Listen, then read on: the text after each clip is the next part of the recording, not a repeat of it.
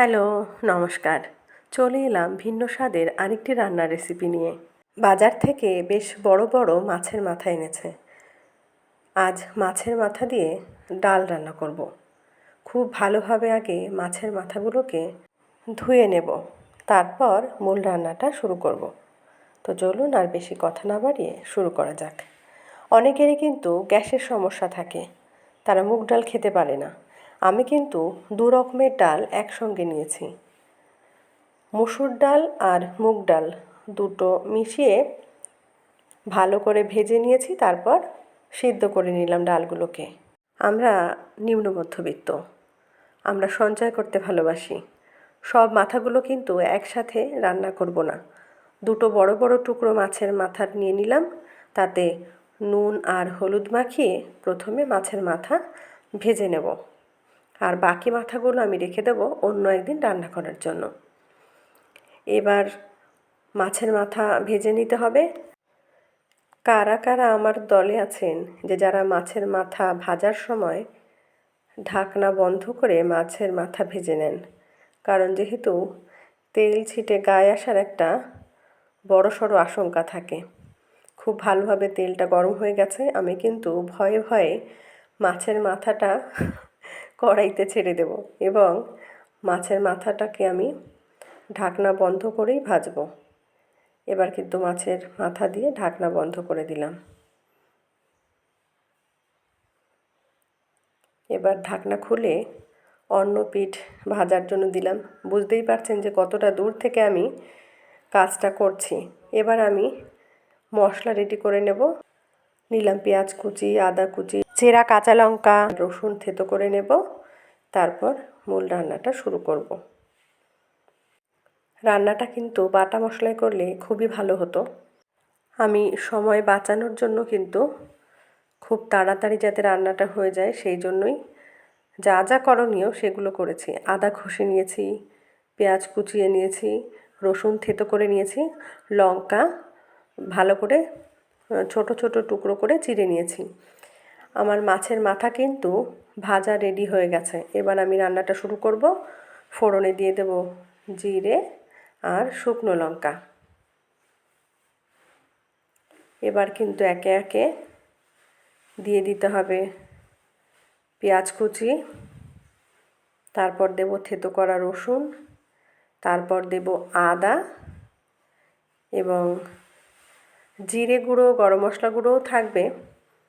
যেহেতু আমি আজকে কোনো বাটাবাটির ঝামেলা করিনি, টুকরো কিছু মশলা, থেতো করা মশলা, সেই সঙ্গে একটু জিরে গুঁড়ো আর গরম মশলায় কিন্তু পুরো রান্নাটা হবে। পেঁয়াজ কুচি দিলাম।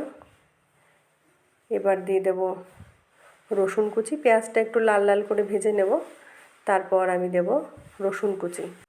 দেখুন মোটামুটি ভাজা হয়েছে, কাঁচা গন্ধটা চলে গেছে পেঁয়াজের। এবার কিন্তু রসুন কুচি দিয়ে দিলাম। ভালো করে নেড়ে চেড়ে তার মধ্যে কিন্তু আমি একে একে দিয়ে দেব আদা কুচি। আর একটা বিষয়, যে কোনো রান্না করার সময় মশলা কষানোর সময় কিন্তু একটু নুন দিয়ে দিলে ভালো হয়। আদা কুচি দিয়ে দিলাম। এবার কিন্তু আমি নুন অ্যাড করব। দিয়ে দিলাম নুন। এবার আরও একটু কষিয়ে নেব মশলাটাকে।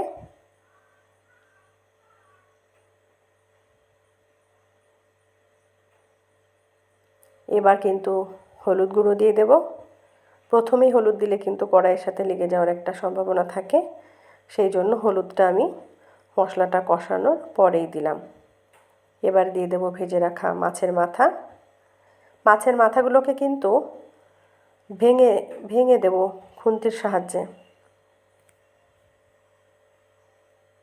যাতে করে ডালের সাথে মাছের মাথা খুব ভালোভাবে মিশে যায় এবং ডালটা খেতে অনেক বেশি টেস্টি হয়। এই দেখুন, এইভাবে খুন্তির সাহায্যে মাছের মাথাটাকে কিন্তু আমি ভেঙে দিলাম।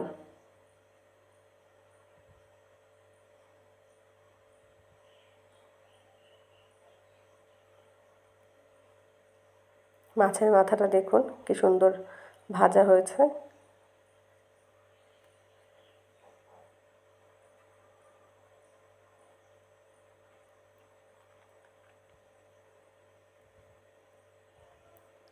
এবার আরও একটু নুন দিলাম,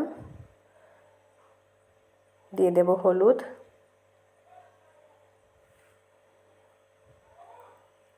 এবার দিয়ে দেবো চেরা কাঁচা লঙ্কা। আপনারা চাইলে কিন্তু লঙ্কা গুঁড়ো ব্যবহার করতে পারেন। কাশ্মীরি লঙ্কা গুঁড়ো কালারের জন্য দিতে পারেন, আর ঝালের জন্য শুকনো লঙ্কা দিতে পারেন। আমি সম্পূর্ণ রান্নাটা কিন্তু আজ কাঁচা লঙ্কা দিয়েই করব।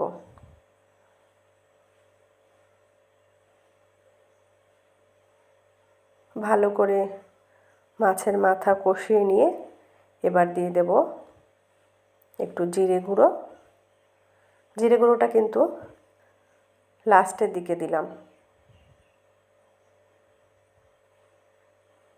এবার জিরে গুঁড়োটাকেও সমস্ত মশলা আর মাছের মাথার সাথে মিশিয়ে নেব। তারপর দিয়ে দেব কিন্তু সিদ্ধ করে রাখা দু রকমের ডাল, মুগ ডাল আর মুসুর ডাল। আপনারা কিন্তু চাইলে এটাকে শুধু মুসুর ডাল দিয়েও রান্না করতে পারেন, আর শুধু আলাদাভাবে মুগ ডাল দিয়েও করতে পারেন।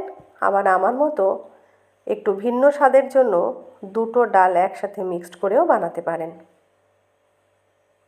খুব ভালোভাবে ডালের সাথে মশলা, মাছের মাথা মিশিয়ে নিতে হবে। এবার দিয়ে দিতে হবে পরিমাণ মতো জল, দিয়ে খুব ভালোভাবে রান্না করতে হবে। তারপর একটু গরম মশলা আর ঘি ছড়িয়ে দিলেই কিন্তু সুন্দর ভিন্ন স্বাদের একটি ডাল রেডি হয়ে যাবে।